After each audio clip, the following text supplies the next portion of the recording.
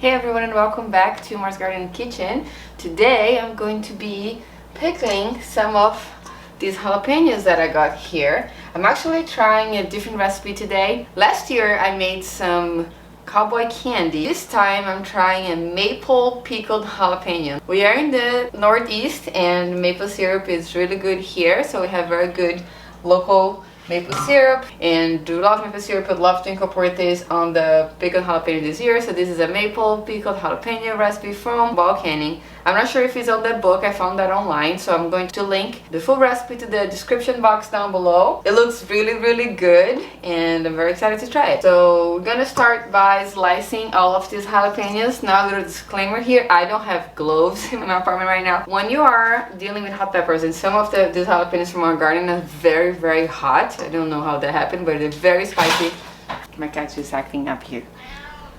And I have to be very careful because usually they will burn if I touch my eyes or my skin. So I am not wearing gloves today, but please wear gloves if you have them when you were doing this. I'm just gonna be careful. This is a good recipe too because it uses a bit of water and not as much sugar as the ones I made last year. We're just gonna account for only 1 cup of sugar, 1 cup of maple syrup, which still seems like a lot if you're trying to watch the sugar intake, but still a lot of the sugar is going to stay in the syrup. We are eating most of the jalapenos, so I guess we're okay with that, and they're so good, we're going to make it anyway. So I'm going to get started. I have washed all of this before. The recipe says to dice are about 1/4 inch thick, so I think I sliced them too thin last year. I'm trying to do a little thicker. They kind of lost its form a bit. I think we'll enjoy more if they are a bit thicker, so I'm gonna go ahead and do that. And I think I'm looking for about probably 1/4 inch, so that's a good size. And I'm gonna cut all of them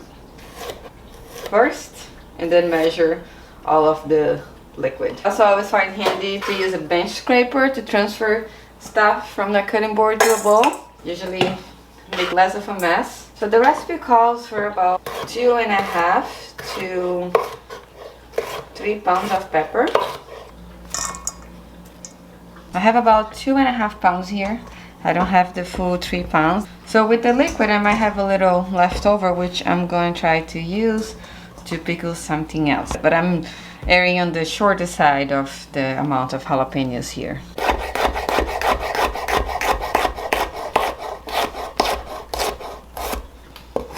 Okay, I'm done dicing out the jalapenos now. Now I'm gonna just move on and dice one small red onion, which I honestly think it's a great addition to the recipe together with the maple syrup. So we're gonna dice this real quick. This one I'm gonna dice slightly thinner than I did the jalapenos. Cut about the same, maybe a little thinner. I don't know, I'm not as particular about the onion as I was trying to be with the jalapenos, because I'm okay if this one kind of disintegrates in there. I really don't mind. And if it's a little bigger, it's okay too. Some of them got a little bit too big. Let me cut this one in half. Okay, now we're going to measure the liquid. And we're actually going to need apple cider vinegar for this, not white distilled vinegar. So apple cider vinegar, 3 cups. When you're canning, make sure that you're using vinegar that has 5% acidity. That's what's recommended. So we're gonna go 3 cups of this. 1 cup of sugar. And 1 cup of maple syrup. So whatever is in here with this thing, hopefully will come out with the maple syrup. Oh, that's very nice. I love the color. That's real maple syrup. Gotta make sure I have every little bit of it goes out there. Now you're going to add 1.5 cups of water. And I'm going to whisk this out there. And for the spices to flavor this, the recipe actually calls for 2 teaspoons of mustard seeds and 2 teaspoons of black peppercorns. I'm actually not adding the black peppercorns. I'm going to add mustard seeds, and from what I understand, you can kind of play with the spice mix a bit with canning, not with the vegetable or vinegar ratio. But I also want to add some turmeric to this because the last used recipe that I follow for Cowboys candy had some turmeric, and I thought it was good, gave it a nice color. And since this is kind of like brown anyway because of the apple cider vinegar, I'm gonna add a little bit of turmeric in there, maybe just like a quarter teaspoon of it for the added health benefits too, because turmeric is so good for you. I'm gonna add some in there, very little, because the spices tend to get accentuated when you do canning, so just be cautious and remember that when you're mixing up the spices on the recipes. That's it, nothing else that I'm gonna add for the spice mix in here. I'm just gonna add the stew here, mix a little bit, and then bring this to a boil. Now I have a liquid here and the jalapenos in here. I'm just gonna bring this to a boil and add the jalapenos to cook in there for a little bit, and we're going to jar them. Actually, the recipe also calls for 3 teaspoons of salt, so I'm gonna put 1 tablespoon, because 3 teaspoons is equals 1 tablespoon. So I'm gonna add some salt in here and then continue with the process. And today I'm using this little pot here for as my water bath canner. Since I'm using the little jars, it fits in this pot. I didn't want to bring the huge black canner that I've been using. I borrowed that from Denny's mom, but now this one is ours, so we're gonna use this one just to show you guys it's possible to use it whatever you have around at home too. This is just a pasta pot that we're using, as long as it covers the tops, which these ones will. And then if you can see in there, I put it bends on the bottom to act as a rack if you don't have that. So just canning bands like this can help do the job too. And then this water is getting a little warm because I'm almost ready to get going with this. I'm going to put this lids in this warm water here. Not supposed to boil, just wanted to keep it warm until you're ready to close them. So be careful with that. And these guys too, if you don't have a dishwasher like me, I don't have one, so I keep them in here to keep them warm before I fill them, because I'm filling with hot liquid, but also not supposed to boil it. You keep it on simmer, on hot, and once I take them out here and start filling, I'm gonna raise the heat here, put it all the way up to high, and then we're gonna put the jars back in, and once it comes all back to boil, we start counting. But this is important to keep the temperature so you avoid breakage and all of that stuff. So this is almost coming up to a boil, and we're gonna put this in here.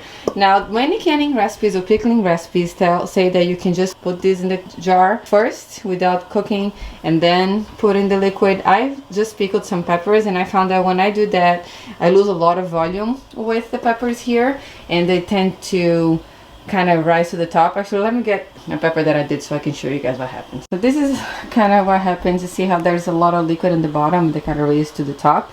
So because I'm using tiny jars with this, I don't want to have just half of the jars with the peppers, so I make sure to boil that as well. This is almost boiling. I'm actually going to start removing the jars from the canner now.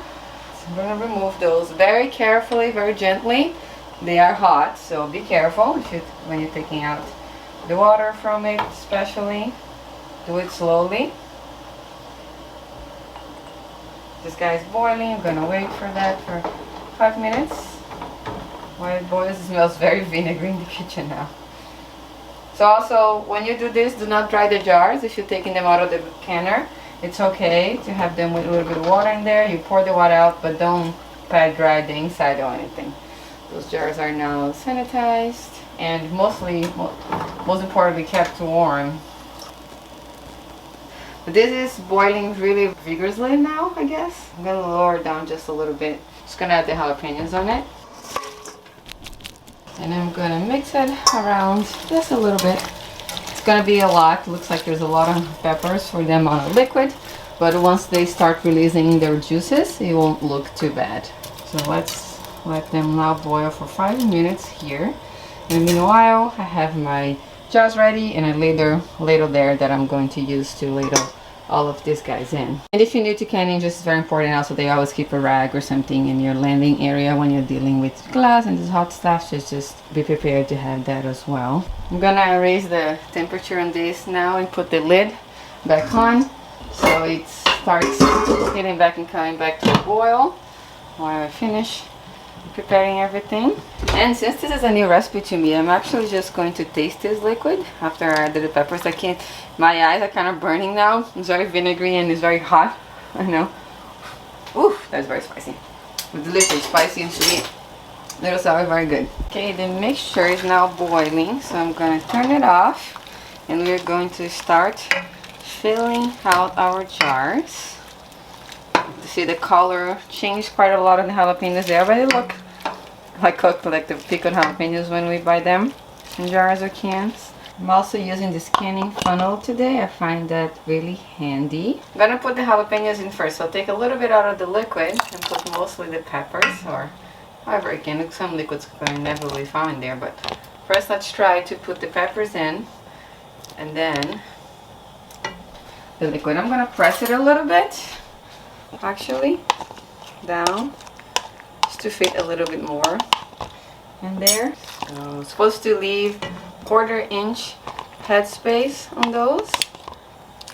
I feel like it looks like I have a lot, but let's see how it looks without the funnel. You're supposed to also come in here and remove some bubbles. I'm going to use this little handy tool to do the bubbles after, but let's go ahead and fill out all of these first. I am not worried that I have too much. That's not a good problem to have, I guess.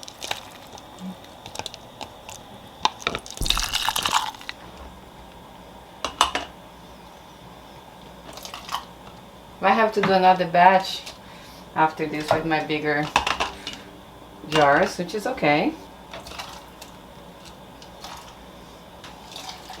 That's actually just perfect. You would have probably made one more jar, but you know what? I was just gonna use this one to eat fresh, so I don't have to sterilize another jar.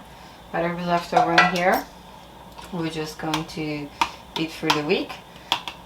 Now I'm gonna go around and just complete this all with liquid on the ones that are looking shy. Actually, I might put some more peppers there too.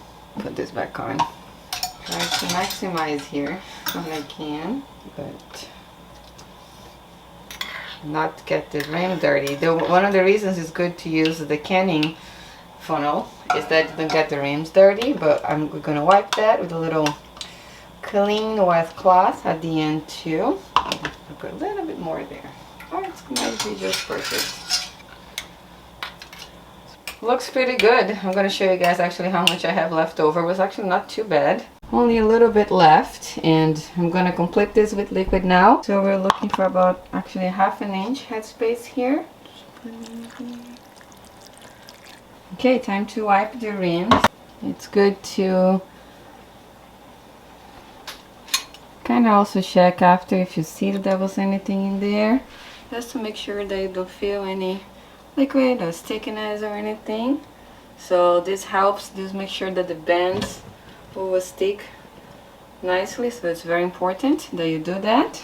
And I'm going to use this little magnet thing here to grab the leads there in this pot with warm water, not hot, and we're going to attach them to the jars. I find this tool actually very handy. It all came in a little canning tool kit that I bought on Amazon for a very affordable price, so I'll make sure to link that down for you guys as well if you're interested. I have flipped them upside down before I started.